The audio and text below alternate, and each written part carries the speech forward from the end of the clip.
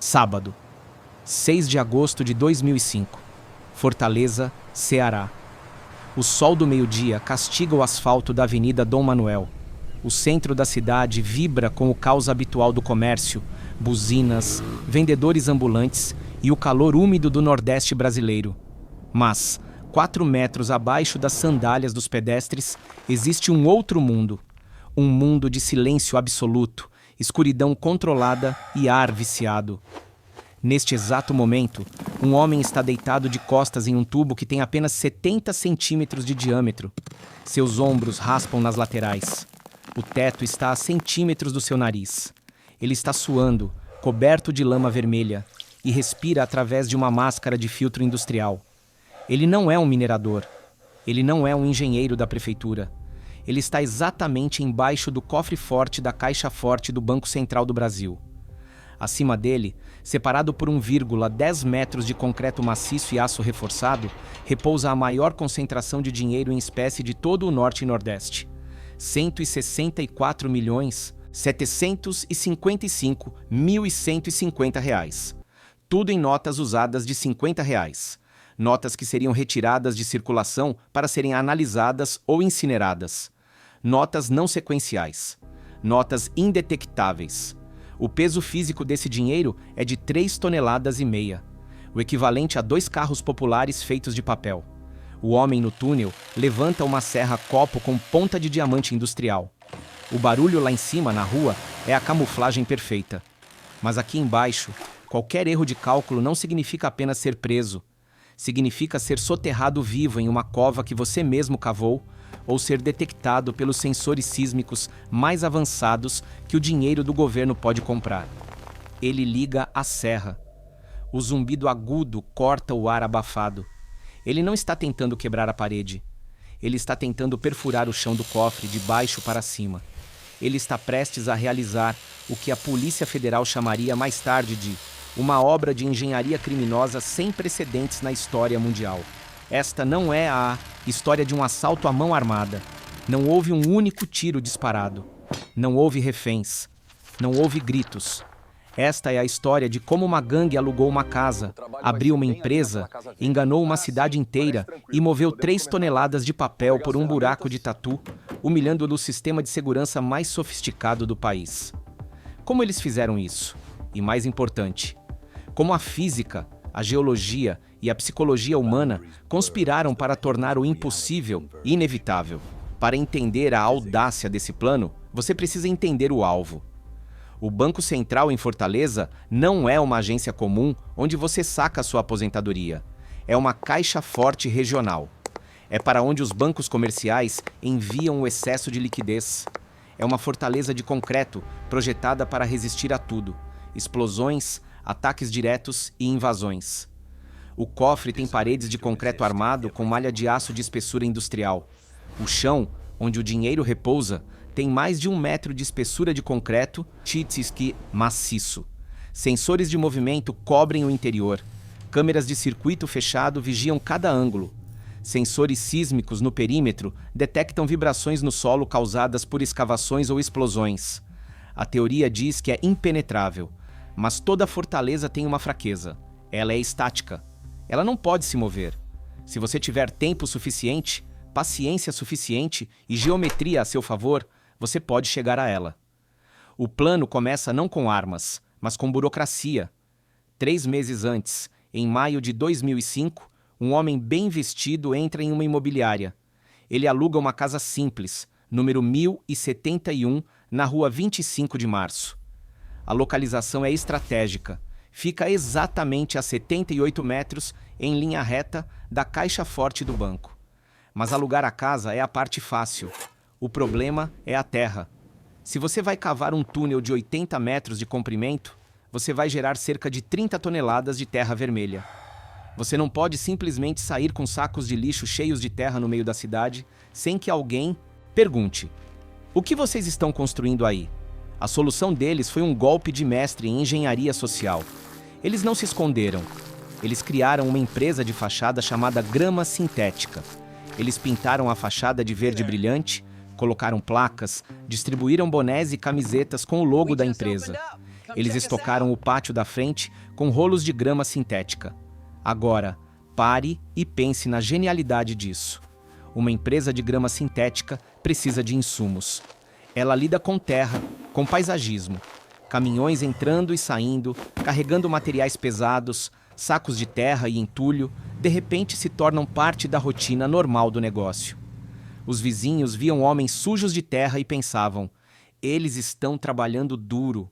A camuflagem não era a invisibilidade, era a hipervisibilidade. Eles se esconderam à vista de todos.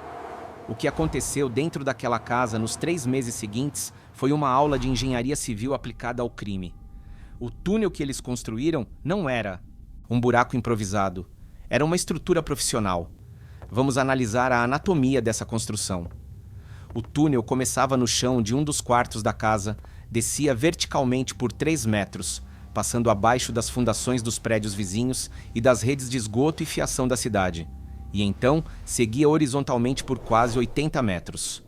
O primeiro desafio técnico: colapso. O solo de Fortaleza é arenoso em muitas partes. Cavar um buraco horizontal sem suporte é suicídio. A terra cederia e esmagaria os escavadores em segundos. Para combater a gravidade, a gangue utilizou um sistema de escoramento de madeira. Imagine caibros de madeira, cortados em medidas precisas, forrando as laterais e o teto do túnel a cada metro. Eles criaram um esqueleto interno, uma caixa torácica de madeira que segurava toneladas de pressão da terra acima. Mais do que isso, eles forraram as paredes com lonas de plástico e sacos de estopa. Por quê? Para evitar a umidade e o desmoronamento por erosão. O segundo desafio técnico: asfixia. Em um túnel de 70 centímetros de largura e 80 metros de comprimento, a 4 metros de profundidade, o oxigênio acaba rápido. O calor gerado pelos corpos e pelas lâmpadas transformaria o local em um forno letal em minutos. A solução? Um sistema de ar-condicionado central adaptado. Eles instalaram um tubo de PVC ao longo de todo o teto do túnel, conectado a uma ventoinha industrial na casa. Esse sistema bombeava ar fresco e frio continuamente para a frente de escavação, permitindo que os homens trabalhassem em turnos de horas sem desmaiar. O terceiro desafio técnico: logística. Como mover a terra da frente do túnel até a casa, 80 metros para trás, em um espaço onde você mal consegue engatinhar? Eles construíram um sistema de trilhos. Um carrinho de madeira, puxado por um sistema de roldanas e cordas, ia e voltava.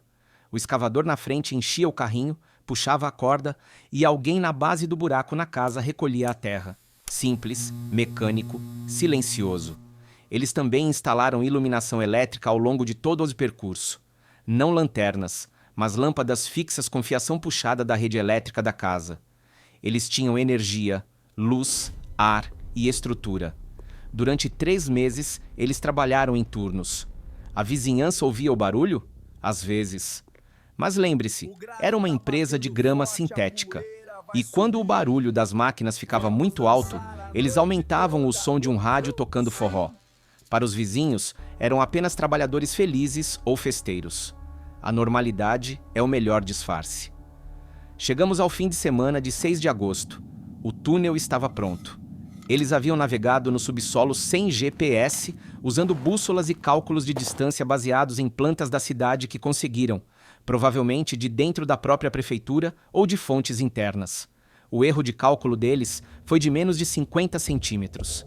Eles saíram exatamente embaixo da base do cofre. Agora, o obstáculo final. O chão da caixa forte. Aqui é onde a física se torna o inimigo. Eles não podiam usar explosivos. Uma explosão, mesmo controlada, acionaria os sensores sísmicos. O choque térmico ou a vibração alertariam a central de segurança remota em Brasília. Eles precisavam ser cirúrgicos. A ferramenta escolhida não foi a dinamite, mas a persistência e a abrasão. Eles usaram furadeiras industriais, serras copo com ponta de diamante e macacos hidráulicos. Mas espere, por que os sensores não dispararam com a vibração da furadeira? Aqui está o detalhe técnico que separa os amadores dos profissionais. O chão do cofre tem 1,10 metros de espessura. Se eles atacassem o concreto com marteletes pneumáticos, britadeiras, a vibração seria intensa e propagaria ondas de choque pelo solo, disparando o alarme. Em vez disso, eles perfuraram. A perfuração rotativa cria vibração de alta frequência, mas de baixa amplitude. O concreto absorve grande parte dessa vibração localmente. Além disso, há indícios de que eles conheciam a calibração dos sensores. Sensores sísmicos são frequentemente ajustados para ignorar o tráfego pesado de caminhões na avenida acima. Se você mantiver sua vibração abaixo desse limiar de ruído de fundo, você se torna invisível eletronicamente. Eles trabalharam lentamente, centímetro por centímetro de concreto reforçado. Quando encontravam uma barra de aço da malha estrutural, trocavam a broca por uma serra de metal, cortavam o aço e voltavam para o concreto. Foi um trabalho de paciência excruciante. Deitado de costas, com poeira de concreto caindo diretamente nos olhos e na máscara, segurando uma máquina pesada acima da cabeça. Então, finalmente, a broca cedeu. O som mudou, de um grind áspero para o vazio. Eles haviam atravessado. Com um macaco hidráulico, eles forçaram o último bloco de concreto para cima, criando uma abertura de cerca de 60 centímetros, o suficiente para um homem passar. Quando o primeiro homem colocou a cabeça dentro da caixa forte, a escuridão era total. Ele acendeu uma lanterna. O feixe de luz cortou a poeira e revelou algo que a maioria dos seres humanos nunca verá: recipientes, prateleiras e containers de metal, empilhados do chão ao teto, repletos de cédulas. Mas aqui estava o problema: o volume. Em filmes, o ladrão enche uma mochila e sai correndo. Na vida real, 164 milhões de reais em notas de 50 é uma logística de guerra. Cada nota de 50 reais pesa aproximadamente 1 grama. Para chegar a 164 milhões, estamos falando de mais de 3 milhões de cédulas. Isso resulta em cerca de 3.500 quilos. 3,5 toneladas. Você não joga 3,5 toneladas nas costas. Eles precisavam de uma linha de produção. Dentro do cofre, a gangue começou a esvaziar os containers. Eles não levaram as moedas. Não levaram as notas de pequeno valor. Eles focaram nas notas de 50 reais. Eles formaram uma corrente humana. Um homem dentro do cofre passava os maços pelo buraco no chão. O homem no túnel recebia e colocava no carrinho de madeira. O carrinho viajava 80 metros até a casa. Lá, outros membros da gangue descarregavam, empacotavam e colocavam em vans estacionadas na garagem da grama sintética. Esse processo durou horas. Horas de tensão absoluta. O cofre tinha câmeras, mas elas foram viradas ou tapadas. Os sensores de movimento internos, provavelmente desativados ou cobertos com barreiras físicas que impediam a detecção infravermelha. A gangue parecia ter informações privilegiadas sobre onde cada sensor estava. Durante todo o sábado e parte do domingo, o dinheiro fluiu como um rio de papel por baixo da Avenida Dom Manuel.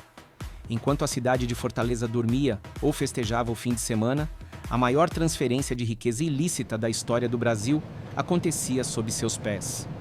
No domingo à tarde, o trabalho estava feito. Mas eles não fugiram correndo. Lembre-se, profissionais. Antes de sair, eles fizeram uma limpeza. Não uma limpeza moral, mas forense.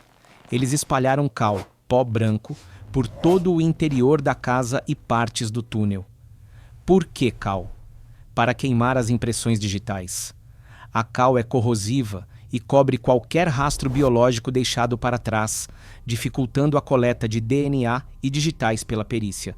Eles deixaram para trás as ferramentas, as furadeiras, as serras, os ventiladores. O custo desses equipamentos era irrelevante comparado ao prêmio. Levar as ferramentas só aumentaria o risco se fossem parados numa blitz. As vans saíram da garagem da grama sintética calmamente. Eles se dispersaram em direções diferentes. Alguns carros foram abandonados em outros estados. Parte do dinheiro foi lavado imediatamente na compra de veículos em concessionárias locais, pagos em dinheiro vivo no domingo ou na segunda de manhã cedo. A casa ficou em silêncio. A placa grama sintética balançava ao vento.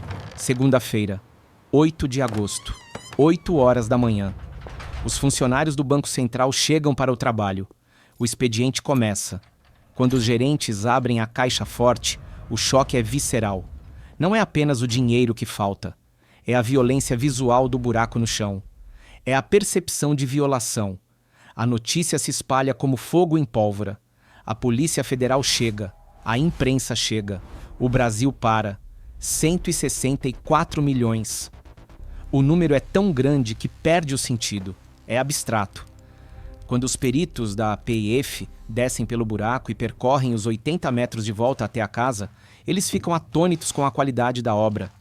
Havia iluminação, havia ventilação, havia garrafas de água isotônica consumidas e deixadas para trás, um erro raro. Eles encontraram um cartão pré-pago de celular dentro do túnel, uma das pistas cruciais que começaria a derrubar a casa de cartas da gangue nos meses seguintes. A investigação revelaria uma rede complexa envolvendo criminosos de vários estados, laranjas e até mesmo financiadores externos. Nos anos seguintes, muitos foram presos. O dinheiro? Apenas uma fração foi recuperada.